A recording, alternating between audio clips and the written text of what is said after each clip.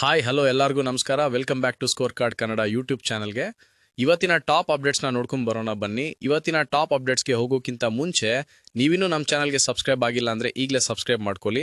ಹಾಗೆ ಬೆಲ್ ಬಟನ್ನ ಒತ್ತಿ, ಯಾಕಂದರೆ ನಾವು ಅಪ್ಲೋಡ್ ಮಾಡೋ ಎಲ್ಲ ಹೊಸ ಟಾಪ್ ಅಪ್ಡೇಟ್ನ ವೀಡಿಯೋಗಳು ನಿಮಗೆ ನೋಟಿಫಿಕೇಷನಲ್ಲಿ ಬರುತ್ತೆ. ವಿಡಿಯೋನ ಪೂರ್ತಿ ನೋಡಿ ಸಪೋರ್ಟ್ ಮಾಡಿ ಅಂತ ಹೇಳ್ತಾ ಇವತ್ತಿನ ವಿಡಿಯೋನ ಸ್ಟಾರ್ಟ್ ಮಾಡೋಣ ಬನ್ನಿ. ಬಂತಪ್ಪ ಹೊಸ ಅಪ್ಡೇಟ್ಸ್. IPL ಸೀಸನ್ 19ನೇ ಆಕ್ಷನ್ ಡಿಸೆಂಬರ್ 3ನೇ ವಾರದಲ್ಲಿ ನಡೆಯುತ್ತಂತೆ. ನಡ್ಲಿ ಬಿಡ್ರಿ, ಅದಕ್ಕೆ ನಾವು ಕಾಯ್ತಾ ಇರೋದು. ಈ ಆಕ್ಷನ್ಗೂ ಮುಂಚೆ ಎಲ್ಲಾ ಫ್ರಾಂಚೈಸಿಗಳು ರಿಟೈನ್ ಮತ್ತೆ ರಿಲೀಸ್ ಆಟಗಾರರ ಪಟ್ಟಿಯನ್ನು ಸಲ್ಲಿಸಬೇಕಾಗ್ತದೆ. ಹೌದು, ಈಗ ಯಾವ್ಯಾವ ಫ್ರಾಂಚೈಸಿ ಅವರು ಯಾರ್ಯಾರನ್ನ ತಮ್ಮ ಟೀಮ್ನಲ್ಲಿ ಉಳಿಸ್ಕೊಳ್ತಾರೆ, ಯಾರ್ಯಾರನ್ನ ಟೀಮಿಂದ ರಿಲೀಸ್ ಮಾಡ್ತಾರೆ ಅಂತ ಈ ಪಟ್ಟಿ ಸಲ್ಲಿಸಲು ಇದೀಗ ಡೆಡ್ಲೈನ್ ಕೂಡ ಅನೌನ್ಸ್ ಮಾಡಿದ್ದಾರೆ. IPL 2026 ಇಂಡಿಯನ್ ಪ್ರೀಮಿಯರ್ ಲೀಗ್ ಆಗಿ ಎಲ್ಲ ಫ್ರಾಂಚೈಸಿಗಳು ಪ್ರಿಪೇರ್ ಮಾಡ್ತಾವ್ರಂತೆ. ಅದರ ಮೊದಲ ಹೆಜ್ಜೆಯಾಗೆ ಇದೀಗ ಆಟಗಾರರ ರಿಟೆನ್ಷನ್ಗೆ ಡೇಟ್ ಆಲ್ಮೋಸ್ಟ್ ಫಿಕ್ಸ್ ಆಗೋಗಿದೆ ಅಂತ ನ್ಯೂಸ್ ಬರ್ತಾ ಇದೆ. ಅಂದರೆ ಈ ಸಾರಿ ಏನು ನಡೆಯುತ್ತೆ, ಈ ಮಿನಿ ಆಕ್ಷನ್ಗೂ ಮುಂಚೆ 10 ಫ್ರಾಂಚೈಸಿಗಳಿಗೆ ತಮಗೆ ಬೇಕಾದ ಪ್ಲೇಯರ್ಸ್ಗಳನ್ನು ಉಳಿಸ್ಕೊಳ್ಳಲು ಅವಕಾಶ ಕೊಡ್ತಾರಂತೆ. ಹೀಗೆ ರಿಟೈನ್ ಮಾಡ್ಕೊಳ್ಳಲು ಈ ಬಾರಿ ಯಾವುದೇ ನಿಬಂಧನೆಗಳು ಇರೋದಿಲ್ಲ.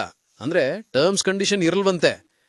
ಏನು ಗುರು, ಒಂದೊಂದು ಸಲ ಒಂದೊಂದು ರೂಲ್ಸನ್ನು ಮಾಡ್ತಾರೆ ಅಂತ ಅನ್ಕೊಳ್ಬೋದಲ್ವಾ. ಮುಂದೆ ಏನಿದೆ ಅಪ್ಡೇಟ್ಸ್ ಅಂತ ನೋಡೋಣ ಬನ್ನಿ. ಅಂದರೆ ಲಾಸ್ಟ್ ಆಕ್ಷನ್ಗೂ ಮುಂಚೆ ಗರಿಷ್ಠ 6 ಪ್ಲೇಯರ್ಸ್ಗಳನ್ನು ಮಾತ್ರ ರಿಟೈನ್ ಮಾಡ್ಕೊಳ್ಬೇಕು ಅಂತ ಕಂಡೀಷನ್ ಇತ್ತು.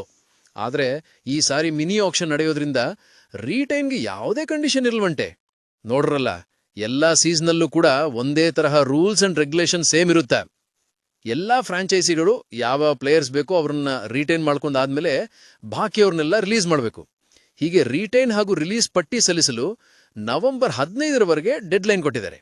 ಅದರಂತೆ ನವೆಂಬರ್ 15ರಂದು ಎಲ್ಲ ಫ್ರಾಂಚೈಸಿಗಳು ತಾವು ಉಳಿಸ್ಕೊಂಡು ಹಾಗೂ ಬಿಡುಗಡೆ ಮಾಡಿದ ಪ್ಲೇಯರ್ಸ್ಗಳನ್ನು ಹೆಸರನ್ನ ಪಟ್ಟಿಯನ್ನು ಸಲ್ಲಿಸಲಾಗುತ್ತೆ. ಆಮೇಲೆ ಎಷ್ಟು ಸ್ಲಾಟ್ಗಳಿಗೆ ಹರಾಜು ನಡೆಸಬೇಕು ಅನ್ನೋದನ್ನು ಡಿಸೈಡ್ ಮಾಡ್ತಾರೆ. ಅಂದರೆ IPL ರೂಲ್ಸ್ನ ಪ್ರಕಾರ ಈಚ್ ಫ್ರಾಂಚೈಸಿಗಳು ಒಟ್ಟು 25 ಆಟಗಾರನ್ನ ಒಂದೇ ಟೀಮಲ್ಲಿ ಬಿಲ್ಡ್ ಮಾಡ್ಬೋದು. ಮಿನಿ ಹರಾಜ್ಗೂ ಮುಂಚೆ ಬಹುತೇಕ ಫ್ರಾಂಚೈಸಿಗಳು ಹೆಚ್ಚಿನ ಪ್ಲೇಯರ್ಸ್ಗಳನ್ನು ಟೀಮಲ್ಲೇ ಉಳಿಸ್ಕೊಳ್ಳೋದ್ರಿಂದ ಕಡಿಮೆ ಸ್ಲಾಟ್ಗಳಿಗೆ ಆಕ್ಷನ್ ನಡೆಯುತ್ತೆ. ಎಕ್ಸಾಂಪಲ್ ಅಂದರೆ 10 ಫ್ರಾಂಚೈಸಿಗಳು ಒಟ್ಟು 200 ಪ್ಲೇಯರ್ಸ್ಗಳನ್ನು ರಿಟೈನ್ ಮಾಡಿಕೊಂಡ್ರೆ ಬಾಕಿ 50 ಸ್ಪಾಟ್ಗಳಿಗೆ ಮಾತ್ರ ಆಕ್ಷನ್ ನಡೆಯುತ್ತೆ.